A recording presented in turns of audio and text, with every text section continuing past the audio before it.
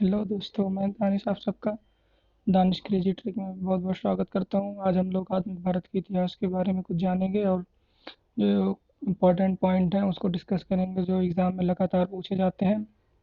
चलिए पहला क्वेश्चन देखते हैं। यूरोपीय कंपनियों का आगमन भारत में कैसे होता है? पहला क्वेश्चन है, वास्को डी गामा कालीकट तट कालीकट तट पर पहुंचा। कब पहुंचा? 1498 ईस्वी में। दूसरा क्वेश्चन देखते हैं। पुर्तगाली उपनिवेश का प्रथम वायसराय भारत में था, वो कौन सा था? फ्रांसिस्को दी अल्मेडा था। और तीसरा देखते हैं, वास्को डी गामा का कालीकट में स्वागत किसने किया? जमोरिन ने किया। ठीक है, और फिर क्या कहते हैं, सही सुमेलित देखते हैं। पहले वास्को डी गामा कहाँ का था? पुर्तगाल का था। और क्रिस्टोफर कोलंबस जो था स्पेन का था। कैप्टन कुक जो था ग्रेट ब्रिटेन का था। और तस्मान जो था हॉलैंड का था। उसके बाद तीसरा देखते हैं, भारत में पुर्तगाली शक्ति का वास्तविक संस्थापक किसे कहा जाता है? तो भारत में पुर्तगाली शक्ति का वास्तविक संस्थापक अल्बुकर्क को कहा जाता है। पुर्तगालियों ने भारत में प्रथम दुर्ग का निर्माण किया था, वो चीन में किया था। मध्यकाल में सर्वप्रथम भारत में व्यापार संबंध स्थापित करने वाले थे पुर्तगाली। और भारत में प्रथम समुद्री व्यापारिक केंद्र स्थापित किया पुर्तगालियों ने किया था। और बंगाल की बांदेल, चिनसुरा, हुगली व श्रीरामपुर फैक्ट्रियों में से एक जो पुर्तगाली द्वारा स्थापित की गई उसका नाम था हुगली। और पांडिचेरी के संदर्भ में सही कथन है, तो पांडिचेरी के संदर्भ में सही कथन है, पांडिचेरी पर कब्जा करने वाली पहली यूरोपीय शक्ति पुर्तगाली थी। ठीक है। उसके बाद क्या कहते हैं, हुगली को बंगाल की खाड़ी में समुद्र लूटपाट के लिए अड्डा बनाया था, तो पुर्तगालियों ने बनाया था। जो क्या कहते हैं, वहाँ के जो जहाज आते जाते थे उनको क्या करते थे, वो लोग लूट लिया करते थे। कलकत्ता का संस्थापक कहा जाता है जो, तो जॉब चारनाक को कलकत्ता का संस्थापक कहा जाता है। भारत में यूरोपीय शक्तियों के प्रवेश के संदर्भ में सही कथन है, तो अंग्रेजों ने अपना पहला कारखाना दक्षिण भारत में जो मसूलीपट्टनम में लगाया था। पूरी भारत में अंग्रेजी कंपनी ने 1633 ईस्वी में उड़ीसा में पहला कारखाना लगाया डुप्ले के नेतृत्व में। ठीक है, तो फ्रांसीसियों ने 1746 ईस्वी में मद्रास पर कब्जा किया था। उसके बाद देखते हैं, भारत के साथ व्यापार के लिए सर्वप्र सर्वप्रथम संयुक्त पूंजी कंपनी आरंभ करने वाले लोग, तो ये डच थे। और सही कथन है, डचों ने पुर्तगालियों को पराजित किया और आधुनिक कोच्चि में उन्होंने को फोर्ट विलियम का निर्माण किया। भारत में ईस्ट इंडिया कंपनी की सफलता का राज क्या था? तो भारत में राष्ट्रीय भावना की कमी और कंपनी की सेना को पश्चिमी प्रशिक्षण मिला था तथा उनके पास अधिक हथियार थे। भारतीय सैनिकों ने भारतीय भावना का अभाव था, जिससे के फलस्वरूप कोई जो उन्हें अच्छा वेतन देता था तो अपनी सेवा में लगा सकता था। और वैसे भी हमारे भारतीयों में कमी थी कि जो क्या कहते हैं, उन्हें अच्छा वेतन देते थे तो उन्हीं के साथ हो जाते थे, क्योंकि उस समय में यहाँ पे गरीबी बहुत ज़्यादा थी। तो ब्रिटिश कंपनियों में भारत से व्यापार करने का पहला आधिकारिक पत्र प्राप्त हुआ तो लीवेंट कंपनी को प्राप्त हुआ था। आगे देखते हैं हम लोग। और लंदन में ब्रिटिश ईस्ट इंडिया कंपनी के गठन के समय भारत का बादशाह था, तो उस समय जो है क्या कहते हैं, भारत का जो बादशाह था वो अकबर था। वह मुगल सम्राट जिसके शासनकाल में इंग्लिश ईस्ट इंडिया कंपनी ने भारत में सर्वप्रथम कारखाना स्थापित किया, तो जहांगीर के समय में स्थापित किया। और क्या कहते हैं, उस समय जो मतलब गवर्नर आया था तो उसे जहांगीर ने क्या कहते हैं, गोरे खान की उपाधि दी थी। और भारत में 1613 ईस्वी में अंग्रेजों ने अपनी पहली फैक्ट्री स्थापित की थी, तो सूरत में की थी। वह अंग्रेज अधिकारी जिसने पुर्तगालियों को सवल्ली के स्थान पर हराया था तो थॉमस वेस्ट था। यूरोपीय कंपनी यूरोपीय व्यापारिक कंपनियों में से सूरत में सर्वप्रथम अपना कारखाना स्थापित किया, तो अंग्रेजों ने जो ब्रिटिशर्स थे उन्होंने अपना कारखाना स्थापित किया था। ब्रिटिश ईस्ट इंडिया कंपनी ने बम्बई लिया था पुर्तगालियों से, और जो ब्रिटिश ईस्ट इंडिया कंपनी तो ब्रिटेन की एक क्या कहते हैं प्राइवेट कंपनी थी, जो 1608 ईस्वी में क्या कहते हैं भारत आई थी। ईस्ट इंडिया कंपनी का गवर्नर जिसे औरंगजेब द्वारा भारत से निष्कासित किया गया था तो सर जॉन चाइल्ड था, जिसे क्या कहते हैं औरंगजेब द्वारा भारत से निकाला गया था। प्रथम कर्नाटक युद्ध का तात्कालिक कारण था तो अंग्रेजों द्वारा फ्रांसीसी जहाज़ों का अधिग्रहण था। तो कर्नाटक का युद्ध लड़ा गया अंग्रेजों व फ्रांसीसी के मध्य लड़ा गया था, जिसमें क्या कहते हैं अंग्रेजों ने फ्रांसीसियों को हरा दिया था और उनके सारे क्या कहते हैं कारखानों फैक्ट्रियों पर कब्जा कर लिया।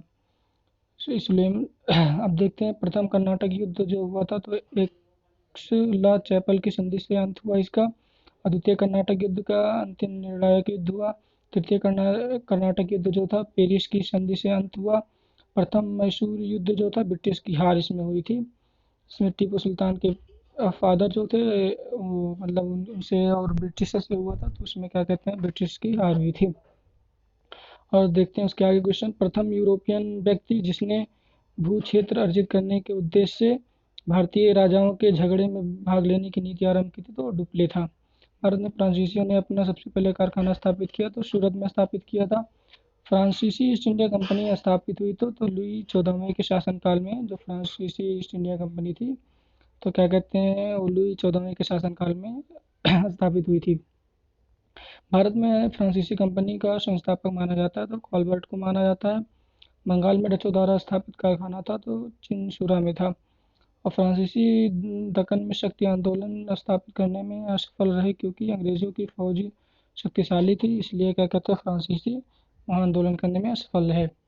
भारत में यूरोपीय शक्तियों के आगमन का क्रम है। पहले क्या कहते हैं पुर्तगाली आए थे, फिर डच आए थे, अंग्रेज आए थे, फ्रांसीसी आए थे। अगर माना जाए तो पुर्तगाली के बाद अंग्रेज जो थे वो अपना क्या कहते हैं फैक्ट्री लगाए, उसके बाद डच, उसके बाद फ्रांसीसी। बट आने वाला क्रम जो है तो पहले पुर्तगालीज होगा, उसके बाद डच होगा, फिर अंग्रेज होंगे, फिर ब्रिटिशर्स होंगे।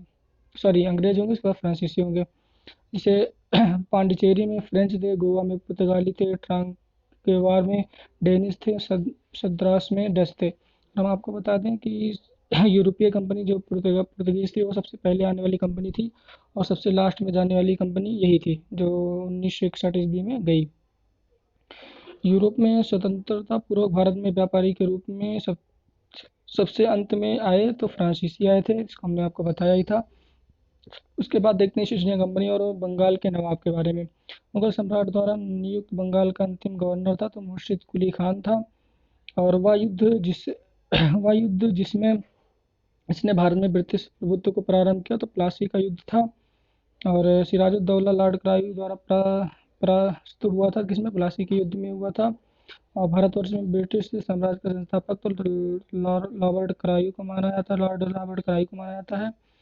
और यह एक ऐसा क्या कहते हैं गवर्नर था जो जिसने खुद आत्महत्या कर ली थी जहर पी के।